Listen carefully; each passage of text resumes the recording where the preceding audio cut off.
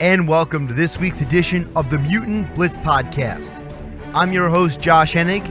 This week on the podcast, we're going to get into our six-pack of topics, which includes LeBron James in the NBA Finals for the 8th straight year, the surprise at the end of the season finale of The Flash, my perspective on the Bryan Colangelo Twitter saga, along with some perspective on the Arrow season finale on the CW, and we're also going to get into how Disney is fighting back against Comcast in their attempt to acquire 21st Century Fox Studios. So let's open up that six-pack and get started. Topic number one on this week's edition of the Mutant Blitz podcast. So LeBron James willed his team. Great contributions by Jeff Green in Game 7 as well. And the Cavaliers are in the NBA Finals. Look, I picked the Cavs to win that series, but I didn't have a lot of confidence as we were going through the series that it was going to actually happen. Look, LeBron James is playing at a different level, and I've been asked a lot over the last couple weeks, who do I think is the greatest of all time? My thoughts on LeBron versus Jordan. And instead of digging into that conversation, because anybody can have that conversation, all right? You can turn on any radio show, podcast, television, debate show. They all have an opinion on that. I'm going to give you the conversation a different way about LeBron's greatness. First of all, when we're talking about greatness, how do we measure these things? To me, the LeBron James versus whoever you want to put in there conversation for greatest of all time comes down to how do you measure these people. If it's purely on championships, then it's skewed. Because Bill Russell has the most championships. Kareem Abdul-Jabbar's up there. Even Robert Horry's got 7 rings. But no one's saying he's one of the greatest of all time. If it's purely based on stats and skills, well, stats would definitely favor a guy like Wilt Chamberlain and definitely would favor a guy like Karl Malone in that conversation. If we're talking about just pure ability on the basketball court, I think a lot of people too easily forget about the amazing performances that guys like Larry Bird put up in the 1980s, or Hakeem Olajuwon's entire career of just elite level of play. And if you want to talk about steady and consistent, Tim Duncan was the model of steady and consistent. So when we're talking about greatness, we have to understand what is our reference point. If you come to me or to anybody and say, well, Michael's got 6 rings, he got there 6 times, he's undefeated. But you're forgetting all the times Michael didn't make it to the NBA Finals. In the 80s, when he couldn't get past the Celtics and the Pistons. That was a whole arc of his career. But we overlook it because we focus on the 90s Jordan. We don't remember the 80s Jordan so much. Whereas with LeBron has played in a world where there is internet, where there is YouTube, where there is Twitter, where there's Instagram, where people have phones that can film things. It is more in our remembrance and consciousness of all of LeBron's so-called failings. And we don't remember so quickly because it was 30 years ago where Jordan messed up. We forget about Kareem Abdul-Jabbar's greatness. And don't tell me that you didn't see Kareem play. It's called NBA TV. It's called YouTube.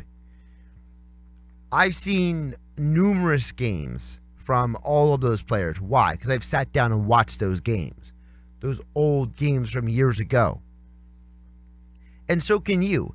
You don't have to walk around not knowing. I'm telling you that if you go back and watch Kareem and Wilt and Jerry West and Magic Johnson and Larry Bird and Hakeem Olajuwon, they all had great games and they all had bad games. But remember, we hyper-focus on LeBron because he was the chosen one. He was the first overall pick.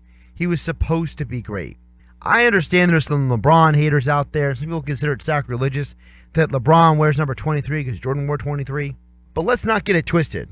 According to Elias Sports, LeBron James is averaging 34 points per game this postseason, which is tied for the most by any player entering the NBA Finals in the last 50 years. The only other guy to do that was Michael Jordan. Prior to James and Jordan, nobody averaged 34 points per game entering the NBA Finals since Jerry West in 1966. We're talking about some amazing players right here. Oh, and by the way, LeBron scored 612 points this year before the NBA Finals. That's the most all time. The previous number of points scored by a player before they got to the NBA Finals, it wasn't Jordan, it wasn't Kareem, it wasn't Magic, it wasn't Bird. Nope, it was Hakeem Olajuwon in 1995. You can take stats and skew them. You know that Allen Iverson is one of 4 players that have averaged 30 points per game in every series entering the NBA Finals since the playoffs expanded to 16 teams. So why don't we talk about Allen Iverson as one of the greatest of all time? Well, people will tell you, well, because he never won a championship, because he didn't have the skill set, he didn't have the accolades, he didn't have the success. So when we talk about greatness, instead of comparing LeBron to Jordan, which is an impossible comparison, especially for the people who can't even remember half of Jordan's career, let's be realistic about that. How about we focus on the fact that LeBron, 11 years apart, took teams that didn't even belong in the playoffs to the NBA Finals. LeBron took that Cavs team back in 2006-2007 season to the NBA Finals. And when they lost to the Spurs, they lost by an average of 6.5 points per game. It's not like they were blown out the entire series. Yeah, they lost in 4 straight games, but it was 4 very competitive games. And that was a younger LeBron. That was a much younger. That was 11 years ago. This is the best LeBron we've ever seen. And what I'm looking forward to in the NBA Finals is watching greatness at work. I want to see the best of the best perform on the largest stage. And I'm going to get to see that in the NBA Finals. I'm going to see the best player on the planet. I'm going to see the best shooter on the planet. I'm going to see the best perimeter defender on the planet. And I'm going to see the best all-around defender on the planet in Draymond Green. I'm going to get to see all kinds of greatness in these NBA Finals. I really think that this is going to be an interesting series. I don't think every game is going to be competitive. I think a couple of them will be blowouts. Warriors is a much better shooting team than the Cavs. But what cannot be overlooked is that when you go deep into these benches, while the Warriors have Jordan Bell and Kevin Looney and Nick Young and Zaza Pachulia, the Cavs on the flip side have Jordan Clarkson and Rodney Hood and Larry Nance Jr. It's a big difference. It's not even on the same level. I think the Cavs are a matchup for the Warriors that the Warriors know they can win, but it's also a matchup that the Cavs know that they are not woefully outmatched. Just because the odds makers say they're woefully outmatched doesn't mean they actually are. Even LeBron James told Rachel Nichols of ESPN that he didn't expect this team to make it this far. He wasn't even sure they're going to make the playoffs this year. So that tells you that this team has already exceeded LeBron's expectations. They're playing, to use the gambling term, they're playing with house money. They got nothing to lose. And sometimes the team has nothing to lose. They can win a game or two just by surprising the other team. But again, the Cavs don't have... The Cavs are just outgunned. It's just like 06-07, this 17-18 Cavs team. Just like it was 11 years ago, you're going into an NBA Finals, going against 3 future Hall of Famers. Back in 2007, it was LeBron James and his band of misfits against Tim Duncan, Tony Parker, and Manu Ginobili. And by the way, big shot Bob Horry was there too, getting another one of his 7 rings. Meanwhile, this year, what do we got? We got Kevin Durant, we got Steph Curry, and you can decide who the other Hall of Famer might be, whether it's going to be Klay Thompson or Draymond Green. But one of those guys is going to be in the Hall of Fame one day, depending on how their careers progress. So, if not both of them. This is a great Warriors team. If they win this championship, they're a dynasty. But do not overlook the fact that LeBron James has gone to 8 straight NBA Finals with 2 different teams over one 4-year period and the next 4-year period. Furthermore, 11 years apart, LeBron drags a team of just misfits and vagabonds and castouts to the NBA Finals. And this is arguably the best LeBron we've ever seen. Appreciate the greatness. Stop trying to argue if he's better or not better than Jordan. Topic number 2 on this week's edition of the Mutant Blitz podcast. So, season 4 of The Flash has come to an end. There's 2 major things that are takeaways from this show. First of all, do not overlook the fact that The Flash has become far and away the highest rated television show of every TV show, not just comic book related, but all television shows on the CW. That just shows you how far we've come when it comes to television and comic books. That a show that's not about Batman, it's not about Superman, it's not Captain America, it's not Spider-Man, it's not the Hulk, it's not Wonder Woman. You're taking away all of the A++ stars of both comic book universes, and we have come to the point where a speedster is the hero of the number 1 television show on a cable network. I mean, just think about that for a little bit, okay? So The Flash at the end of season 4, we're not just getting good ratings, but we're showing you the evolution of this show. At the end of season 4, spoilers, by the way, for those of you who may not have seen it or waiting to watch it on Netflix, so spoiler alert. At the end, they figure out how to defeat the Thinker by getting his wife involved. And the moral of the end of the show to me was that Barry Allen had to learn how to better work with people and how to trust other people in his efforts to defeat the bad guy. And this is the beauty of the evolution of the show, because at the beginning, you had to have speedsters as villains. So it felt even more like only Barry can beat this guy. That was the sense you got when he was dealing with villains. You know, in season 1, when he deals with Reverse Flash, Eobard Thawne, or in season 2, where he deals with Zoom, these are speedsters. These are guys who have similar abilities to what Barry Allen has. And even though his castmates were involved in the show, they were not as integral to the success of the hero. They were a part of it, but they weren't as intricate to the success of the hero at the end of the season. Then you get season 3. He deals with Savitar, which is basically a version of him from the future, all right? And now in season 4, you're dealing with a non-speedster. So you go from saying, all right, here is a protagonist and an antagonist who have similar abilities. You go from that to a whole nother set of issues. And in the middle of this, you deal with Flashpoint, Barry trying to change the past. And now in season 4, he is more than ever dependent on his teammates. It's no longer just him versus a dangerous guy.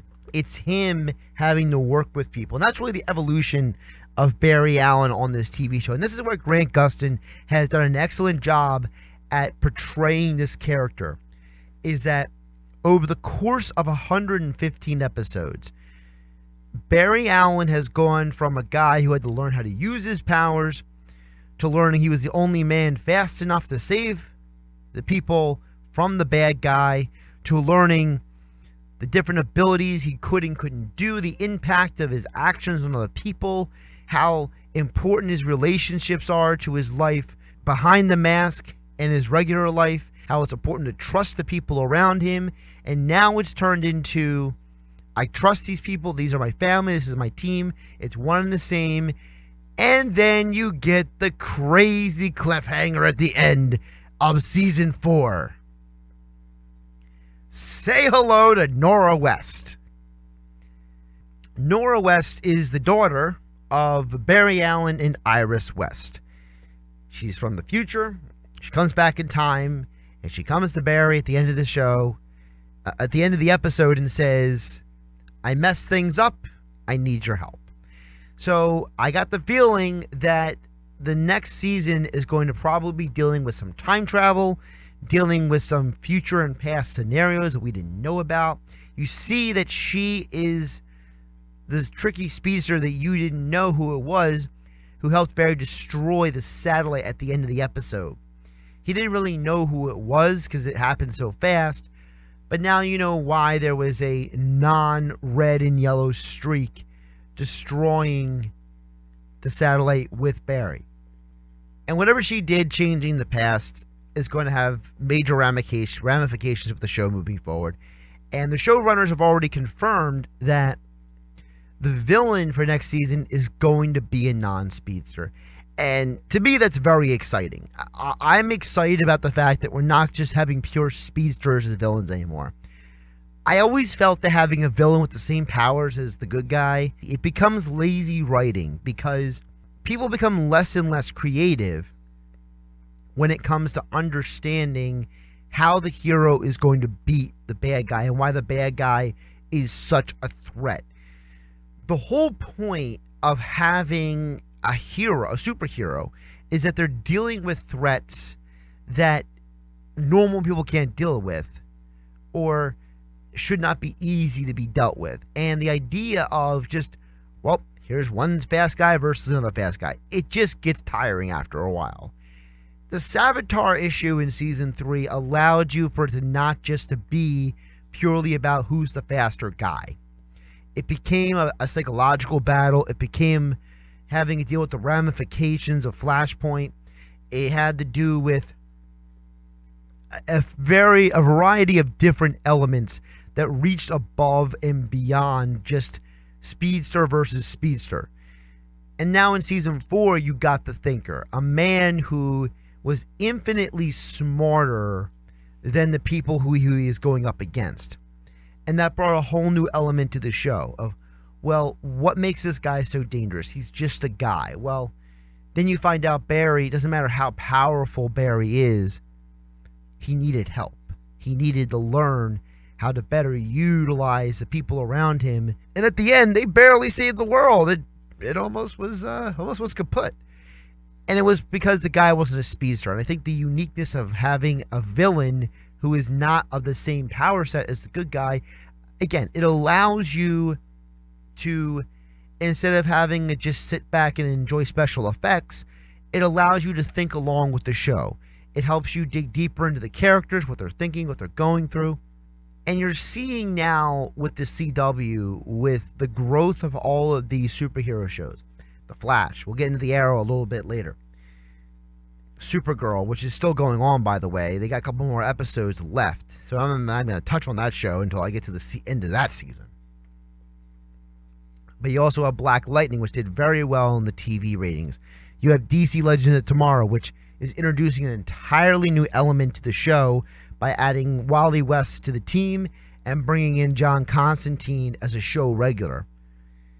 You're showing that you can take these superhero characters, you can give them depth, you can give them storylines, you can give them substance, and you can give the audience a product that they can appreciate. Now, I view The Flash as the most well-written of the CW superhero shows. Its superhero character, The Flash, Grant Gustin, has done an excellent job at making the character relatable. He has done an excellent job at making the character believable. And he's done an excellent job at making the character somebody that people can sympathize with. One of the problems with a character like a Superman in DC or a Captain America in Marvel is that their physical abilities are far and beyond what is really believable. You're not just suspending belief for this science fiction type superhero. And The Flash has said, sure, this guy is the fastest man alive, but just being fast and just having these abilities is not enough. And every season, it's a new set of lessons that Barry Allen has to learn. And Grant Gustin has done a great job at humanizing the character. He's done a great job in making the character something that the audiences can grow with and appreciate and learn with along the way. And don't forget, Season 4 is now available on Netflix. And the premiere of Season 5 on the CW is currently scheduled for Tuesday, October 9th. Topic number 3 on this week's edition of the Mutant Blitz podcast. It doesn't matter where you go, whether it's TV, radio, and especially the internet. The saga around the Bryan Colangelo scandal is just far-reaching. It was the biggest topic for many people at NBA Finals Media Day. You know that Adam Silver is going to be asked about it anytime anybody can corner him anywhere. And you know that anytime any Sixers person is out and about, they're going to be asked about it. For those who may not be fully sure of all the details about the Bryan Colangelo Twitter scandal, I'm just going to give you the encapsulated version. The Ringer's NBA writer, Ben Dietrich, has discovered that there is a group of Twitter accounts, which are known as burner Twitter accounts, that are basically trolls that the Ringer has linked to Sixers president of basketball operations, Bryan Colangelo. Now, the significance of this is twofold. One, the information being put out there on those Twitter accounts is proprietary information that some of it would only be known by someone in the Sixers building with information from the Sixers front office. The second reason this is an issue is because these Twitter accounts are operating in a way is very unprofessional and not very unbecoming of someone who, like Colangelo, has worked in the NBA for over 2 decades. Bryan Colangelo's worked in NBA front offices since the early 1990s. So the allegations have been put out there. The Sixers organization have an independent group investigating the allegations about Bryan Colangelo. And the reason why this is a huge mess is because of the fact that when you go back and look at how we got here, the Sixers organization has just been a roller coaster ride. When they hired Sam Hinkie and went through the process and dealt with the tanking and the trading and the draft picks, the NBA, they didn't just knock on the door of Josh Harris. When Josh Harris opened the door, they put their foot in the door and they let themselves in. And whether the NBA wants to admit it or not, the reality is that the NBA, as they put it, introduced Jerry Colangelo, the former general manager and owner of the Phoenix Suns, now in charge of USA Basketball. They introduced him to Josh Harris. A month later, Jerry Colangelo becomes the chairman of basketball operations for the 76ers. 4 months later, his son Bryan Colangelo becomes the president of basketball operations, and general manager Sam Hinkie resigns with a 13-page manifesto that reads more like a thesis paper by a college grad student who is very angsty than it does a man who's in his 40s. But I digress. So now, that was 2016. 2 years later, these Twitter accounts have been operating over the last 2 years, putting out this information, trolling Sixers media members' accounts. And the Ringer was given an anonymous tip.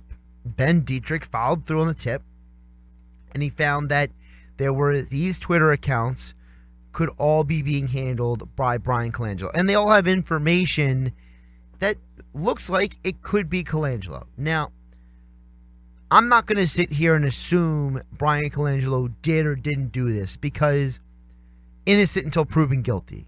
And I'm not going to condemn Bryan Colangelo until it's been confirmed that these accounts were actually created and run by him.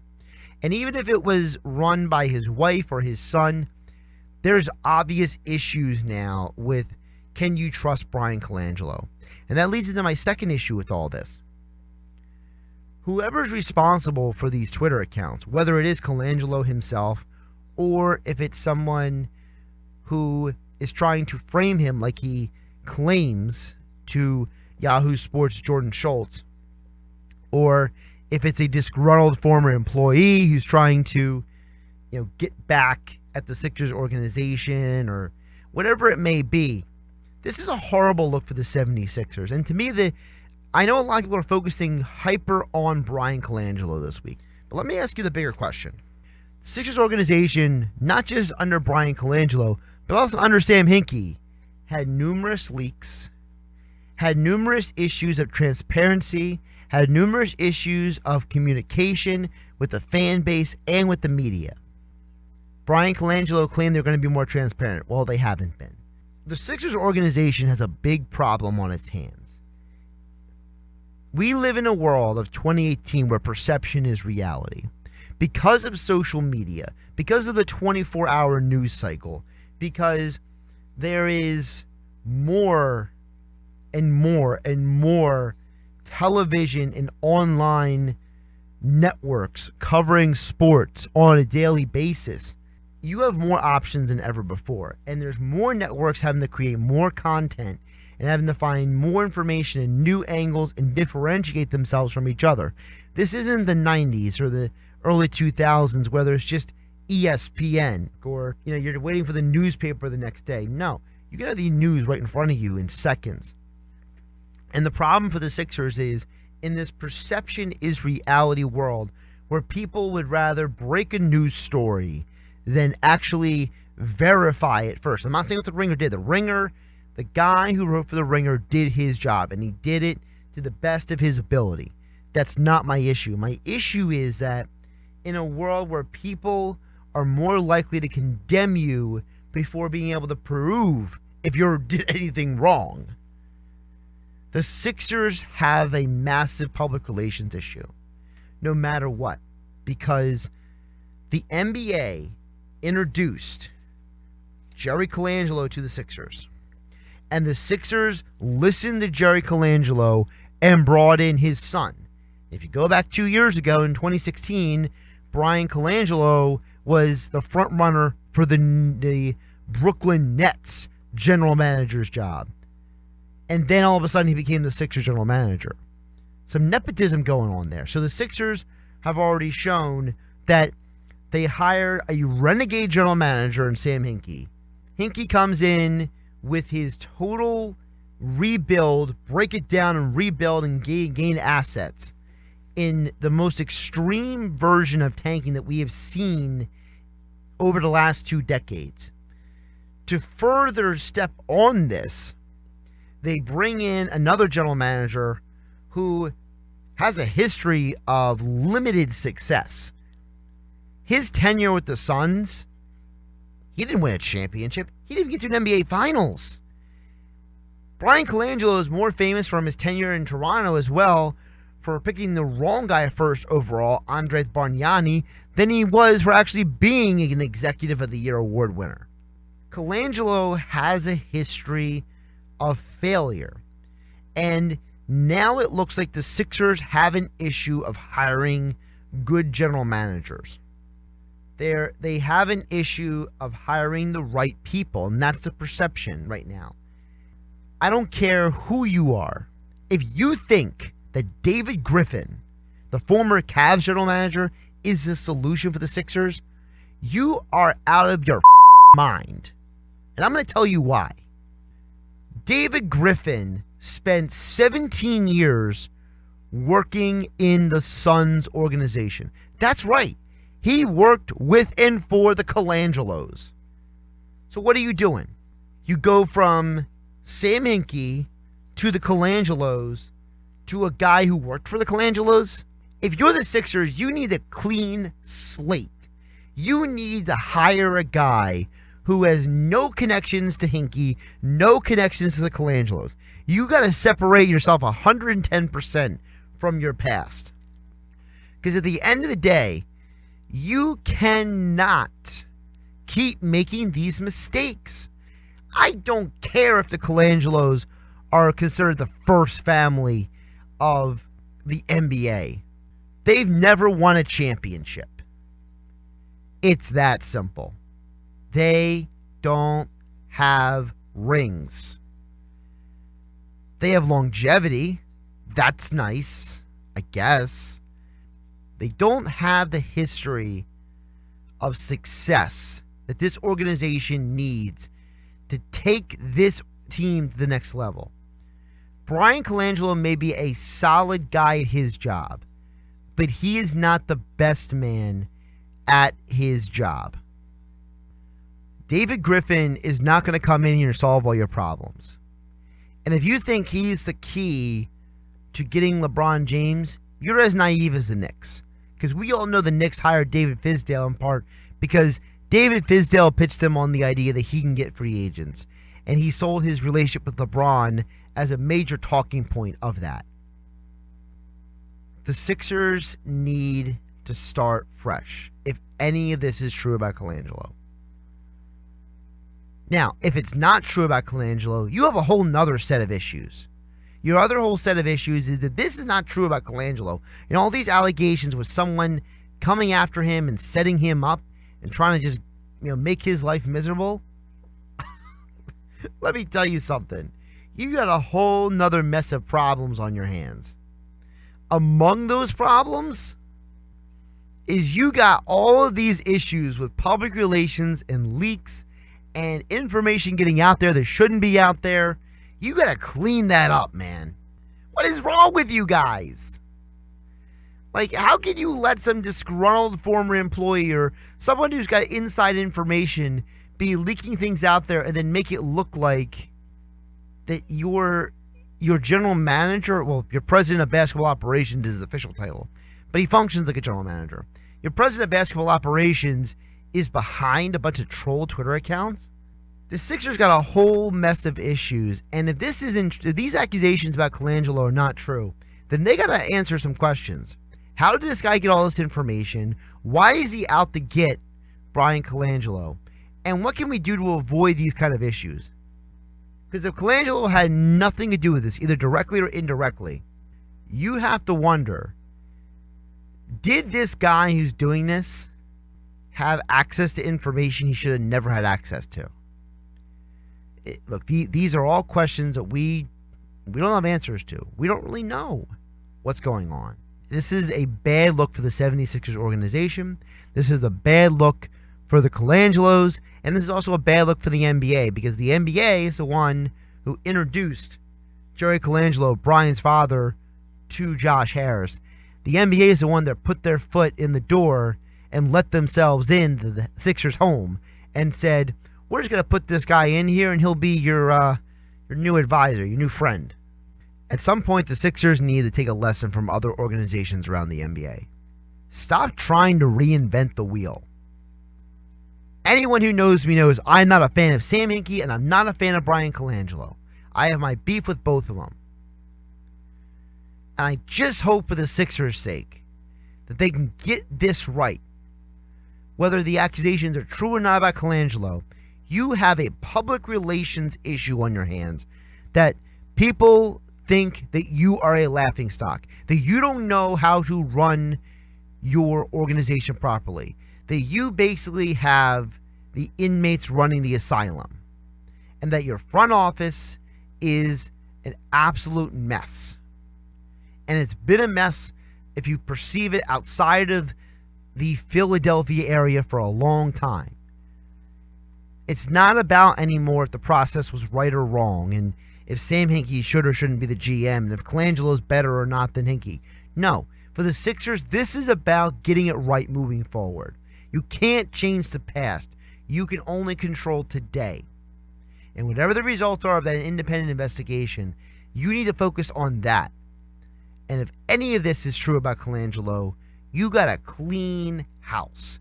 And if it's not true about Colangelo, then you got to get to the bottom of how some person was able to get enough information to frame Bryan Colangelo. And why on earth would it get this far? These are questions that have to be answered. Topic number 4 on this week's edition of the Mutant Blitz podcast.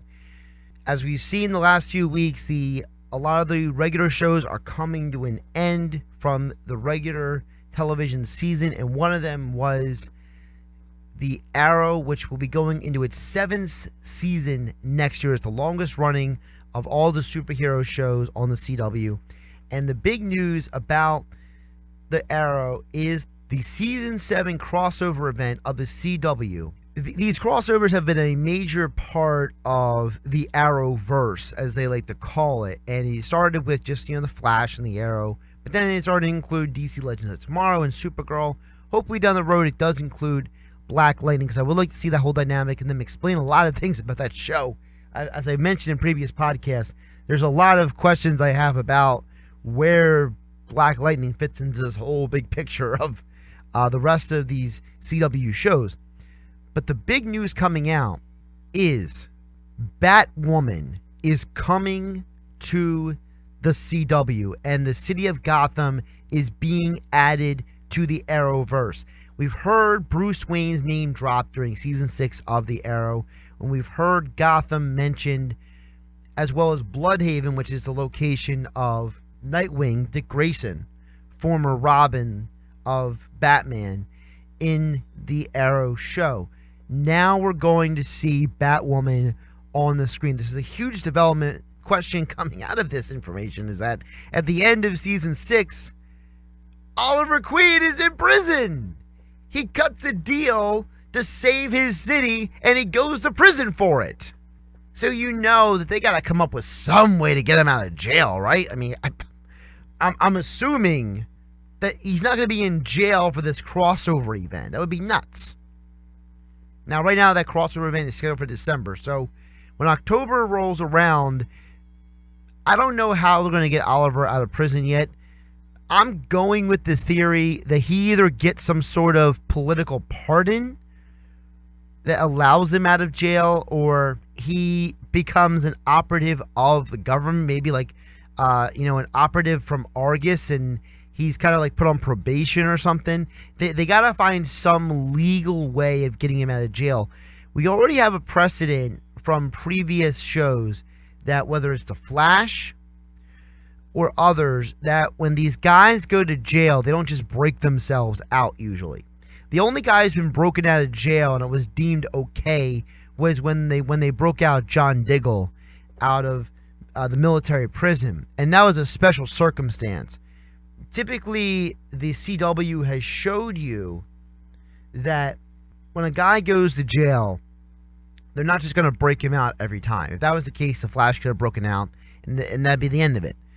We saw at the end of season 6 that Diaz is still alive. The Black Siren attempted to kill him. She didn't. She just knocked him out and sent him into the river. That he is still alive. You see him at the end of the episode. So he probably factors into season 7 in some way. I'm not fully sure how yet. But I have to wonder, is this crossover event with Gotham have something to do with Diaz's being alive? As you saw, spoiler alert, at the end of Arrow season 6, that Diaz ended up killing off different members of the Quadrants, the massive criminal organization. And he's already killed off numerous other crime lords. Is that where Gotham gets into this? Could Diaz either do something to Gotham or team up with a villain from Gotham that is going to coax Batwoman into the Arrowverse and to work with Arrow and the others? That's kind of where I'm going with this. I really do think that the reason why you do a crossover isn't just because it's a cool idea, but because Diaz is alive for a reason. And you can't introduce Batman into this universe, or at least Bruce Wayne into this universe, because you don't want him to overshadow everybody else. But Batwoman is a big enough character to allow you to continue the expansion and the explanation for why Diaz is still going to be a threat in season 7. Arrow is a show that has been not just the longest running of the superhero shows on the CW, but it's also become the show that all the other shows learn from. The mistakes that Arrow has made over these first 6 seasons are not the mistakes that the Flash has made. They are mistakes that DC Legends of Tomorrow started to make and then corrected, that Black Lightning did not make. I know people who have specifically told me, and I had to convince them to keep watching The Arrow, because they told me numerous times, look, I couldn't get through season 1, I stopped watching, and I bailed on the show. I'm here to tell you that the season 2 was way better than season 1, and then season 3 was better than season 2. The show has gotten better over the years, and that's the great thing about this show. It's not just the umbrella for the entire CW superhero universe, but it's also the show that allows the other shows to grow. And so Arrow is never going to be the show with the best ratings on the CW. It's always going to be either in the second or third spot in the ratings moving forward, because The Flash is just going to another level in terms of viewership, in terms of fans. But the Arrow is still the standard bearer, and Stephen Amell is still a massive star at this point because of this show. And the great thing about Arrow, as I mentioned in earlier shows, is that Oliver Queen does not have superpowers. He does not deal with the traditional supervillain. He is a more grounded character and allows you for more creativity with the story, and bringing in another grounded, non-superpowered character like Batwoman and introducing Gotham allows for more and more expansion. And you have to wonder, if you're going to introduce Batwoman, are we eventually going to see Nightwing? And are we eventually going to see more Gotham villains in the CW? We know that next year is going to be the final season for Fox's Gotham TV show. Is the future for Arrow to start seeing maybe the Riddler, or maybe the Joker, or Dr. Hugo Strange involved in this grander universe for Arrow? Traditional Batman villains in this universe. It's an interesting question to see how it plays out.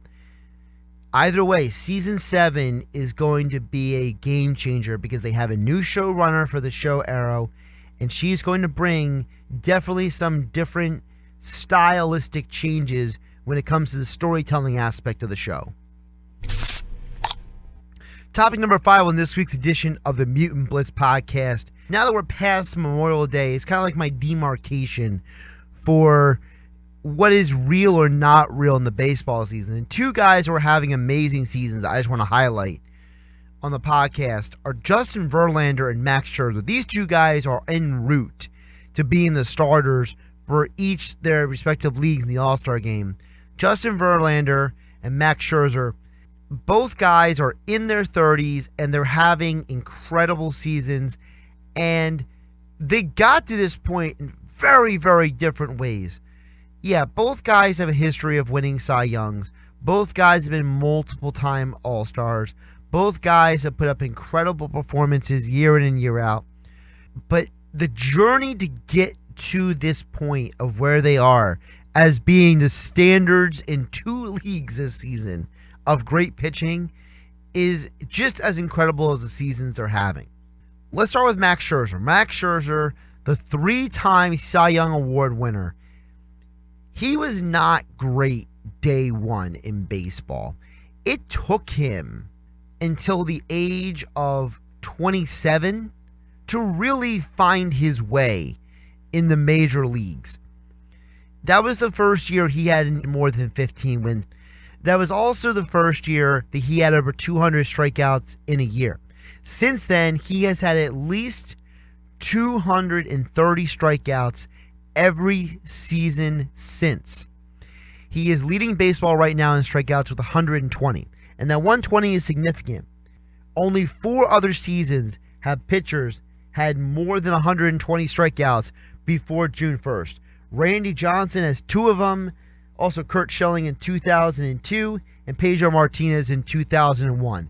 That's the kind of company we're talking about with Max Scherzer. He is striking out people at an astronomical rate. And he's also leading the major leagues in innings. He is putting up an amazing season. The way he got here is so intriguing to me because when he came up with Arizona, he did not look like he was going to be this pitcher. When he came up in 2009 and when he got traded to the Detroit Tigers in 10 and him pitching in 2011, he reminded me more of an A.J. Burnett than he did what we're seeing now. Because I saw a guy who would have flashes of greatness, but you were just wondering, is he ever going to put it together? Is he ever going to learn how to pitch? I was telling somebody the other night, there's a difference between pitching and throwing. There's a lot of guys with great stuff who can throw the ball really hard and have great moments. There's a bunch of guys who can throw 100 miles an hour. There's a bunch of guys who have had, nasty sliders and great curveballs and great snap on their slurve, whatever it may be. There are tons of players who have been able to throw over the years. But the difference is that a pitcher knows how to manipulate the count. They know how to manipulate each side of the plate. They know how to change the hitter's eye line. They understand what needs to be done to force the hitter to look silly.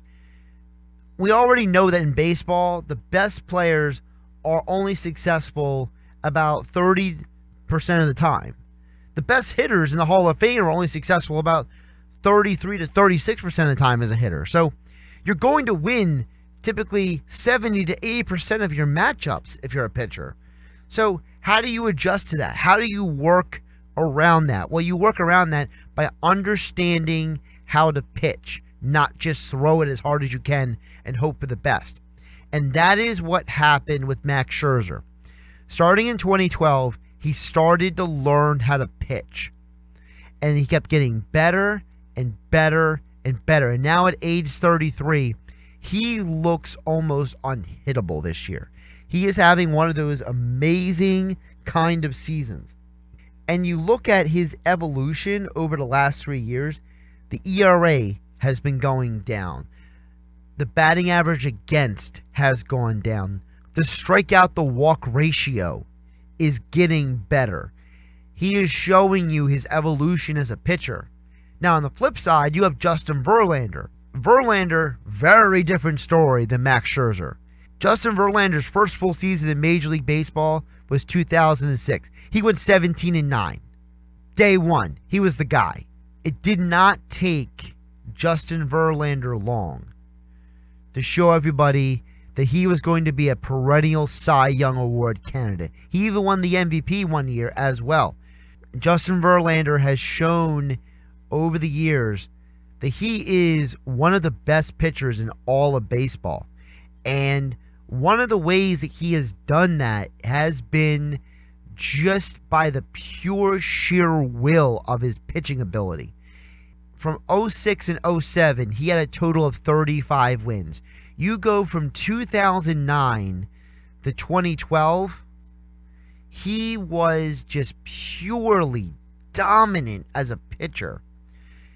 From 2009 to 2012, Justin Verlander had a 2.95 ERA, which is well below the major league average, along with having 977 strikeouts and 953 innings. That's more than one strikeout per inning. He was absolutely incredible over that stretch.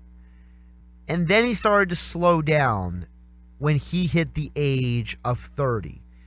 Maybe it was the number of innings. He had put on over 200 innings for so many years in a row. He started having some injuries. He started to, not look like he had it anymore, right? And I had said on the radio last summer, I said, look, I think if Justin Verlander goes to Houston, it's an opportunity for him to hit the reset button, kind of revitalize himself, re-find himself in a new city with a contender that's going to infuse some energy into him. I didn't think he'd be this good. When he got to Houston last year, he went 5-0 in the regular season with a 1.06 ERA. This season, he's 7-2. He leads Major League Baseball with a 1.11 ERA.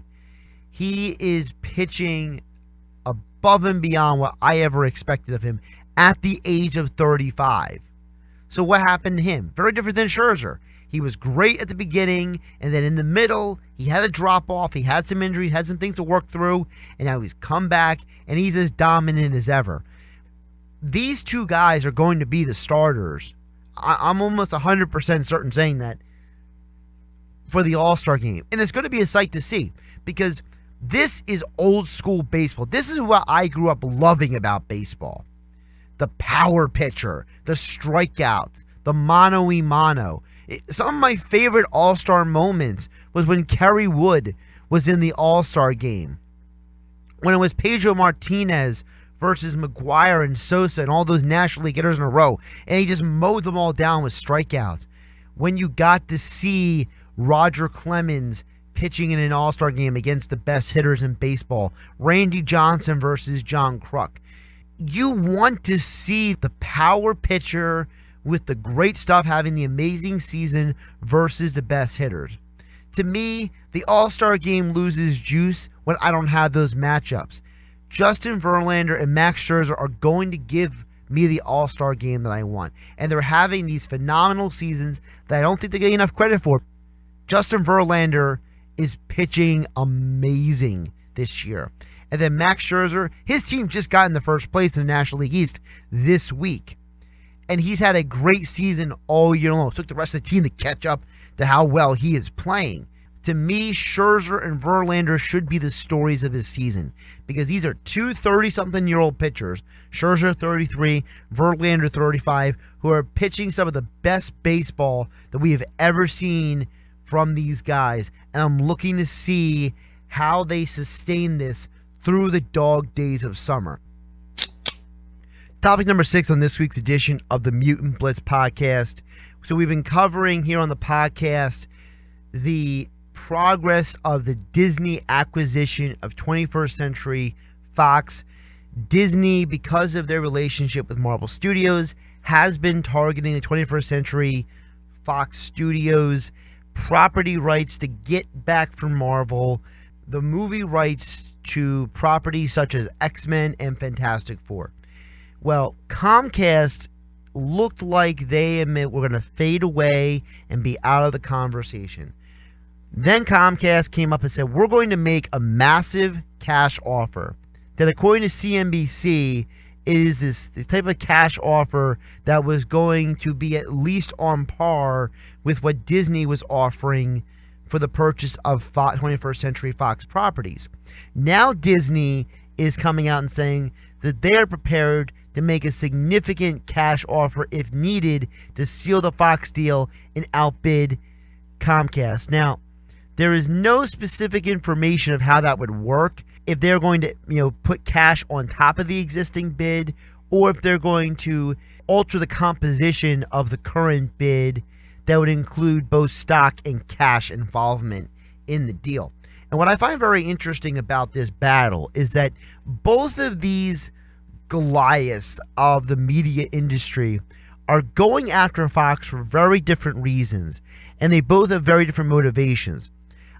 I feel like in the end, Disney is going to win this war because they desperately want that Fox Studios properties. They really want the rights to those movie studios because Disney knows that they're sitting on a growing gold mine right now.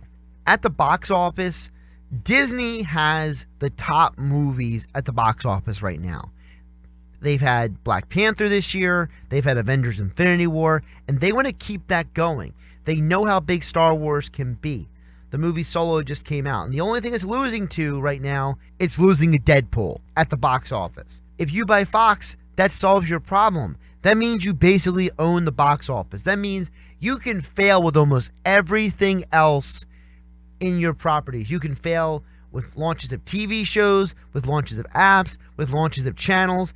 You don't need all of your entities under your umbrella to be massive profits. You just need them to be profitable, period.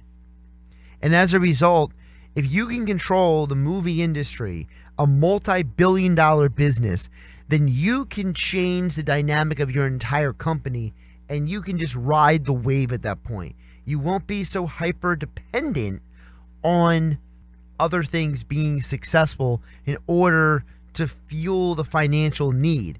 One of the benefits of ESPN being able to offer their ESPN Plus for about $4.99 a month is because of the fact that Disney is a multi-billion-dollar organization. If ESPN wasn't owned by Disney, that ESPN Plus is probably going to cost more money. But because Disney is such a profitable organization right now, they want to keep that train rolling. And that's why it's important for them to get those Fox Studio properties, because they can basically corner the market on the superhero world. Then their only competition is WB. And the Warner Brothers DC relationship, it hasn't been as fruitful as they hoped for. And I think that it's going to take DC a couple more movies to really find more traction again, because The shortcomings of Justice League and Batman v Superman have really taken a hit to the company. And if you look at the DC movies, of all the DC movies of the last 15 years, outside of the Christopher Nolan movies, the only successful movie that has come from the DC universe has been Wonder Woman. People forget that Man of Steel, the Nolans were involved in that movie, and David Goyer was an integral part of the writing for that movie as well. That wasn't just purely a Zack Snyder film. So we overlook the value in these Marvel movies and what that means for Disney to keep the money train going. Comcast is a totally different thing they are chasing after with Fox.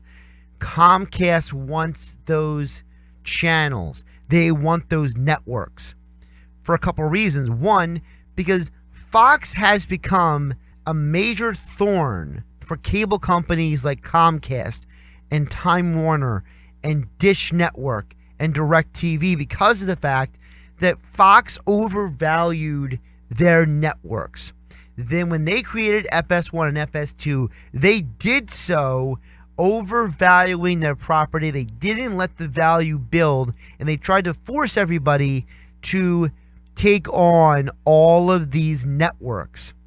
FS1, FS2, these Fox regional networks, cable and dish providers were not interested in being forced into a corner to have to take on these properties. Comcast solves their Fox issue by just taking on those properties. If all of these Fox regional networks become Comcast properties, then the NBC Sports regional empire grows even more.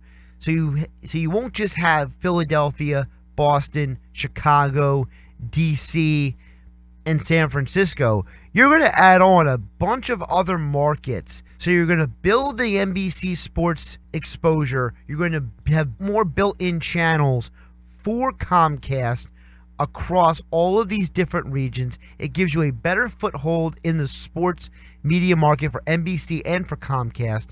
It allows Comcast to get rid of a thorn in the side, which is a lot of these Fox channels that are included. People forget. Think about how many channels that Fox is involved in. You're talking about regular broadcast Fox, FS1, FS2, all of the Fox Sports regional networks. Now, if you have a Comcast customer like me, you have already some of those networks in your cable package. But in other parts of the country, you don't have them because of the dysfunctional relationship Fox has with different providers. But what also do you get from under Fox? FX, FX movies. You're getting all of these different channels absorbed into Comcast.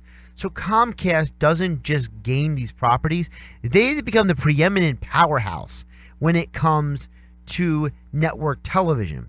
They're trying to expand their own empire. So while Disney is focused on, we want this movie studio, Comcast is saying, we really want these regional networks. We're trying to grow. And the reason why Comcast can put all this money forward is because they are not just a standalone company anymore. They are now one with NBC Universal. So this isn't just Comcast money. This is NBC Universal money that Comcast is putting forward in this all-cash bid. Now, Comcast claims they are still in the preparation phase, but Disney's reaction to Comcast's proposal of an offer for Fox tells you how desperate Disney is to get this done. And the timetable of this was supposed to be this summer. We were supposed to see the Disney-Fox deal done this summer. Disney's not going to walk away from a bidding war. Whether you ask the analysts at the Wall Street Journal, at Variety, whoever it is, people are not just going to sit there and watch Disney back down from taking on these Fox properties. This merger is a big deal for Disney's financial future. Comcast, this is a deal of growth and convenience. But for Disney, they're putting all their eggs in one basket. And I don't think Disney's going to back off even 1 inch on this deal. They're going to do everything possible to outbid Comcast to the umpteenth power. The question, though, is, does the deal get done this summer as originally planned? Remember, the Fox executives and the Disney executives are both telling people that they expect this deal to be done this summer, which means it'll take about 12 to 18 months for it to become official. So we're talking about 2019 is when Disney can absorb. And Disney really wants those properties because as they go into phase 4, they have all of these movies lined up. All these movie dates reserved and lined up. You don't think that they want to start trying to find a way to implement X-Men and Fantastic Four characters into the Marvel Cinematic Universe? You're talking about a billion-dollar industry that will become even more and more and more tens of billions of dollars for Disney. They know what kind of cash windfall can be coming from absorbing these movie properties, and they're not going to back off of that. If for whatever reason this deal gets pushed off and they don't have those Fox studios in their hands by next summer, that's going to affect a lot of their plans moving forward, because Disney said they're not going to stop any movies that are currently in production. Well, you know what movie is not currently in production right now? X-Force. X-Force is in pre-production. They haven't even finished all the casting yet. They haven't even finished all of the plans for that movie. If that movie gets under production before this deal is finalized, guess what? Disney has to keep their word and go through with allowing them to finish making that movie. Disney wants Deadpool. Disney wants X-Men. They want the financial windfall that comes with them, and Comcast is sitting in the way of that. Can Comcast make this all-cash offer big enough to delay the sale? Because if it does, it's going to throw the timetable that what Disney and Marvel want to do with their movies off. And I'm telling you right now, Disney wants nothing more than to tell their shareholders that they can make them more money, to say that we have the X-Men and that we have Star Wars and we have all these Marvel characters and all these movie properties all under one roof. Because Disney can basically ride the wave of these movies for the next couple decades. The question is, can Comcast make this enough of a fight to delay the inevitable? Thanks again for listening to this week's edition of the Mutant Blitz podcast. If you like this week's edition, hit that like button, hit that subscribe so you can catch the podcast each and every week. If you have any thoughts on the topics this week, drop it down in the comment section below, and we'll catch you right here each and every week for all the coverage you need to know about the sports world and the comic book, television, and movie universe right here with me, your host, Josh Hennig, on the Mutant Blitz podcast.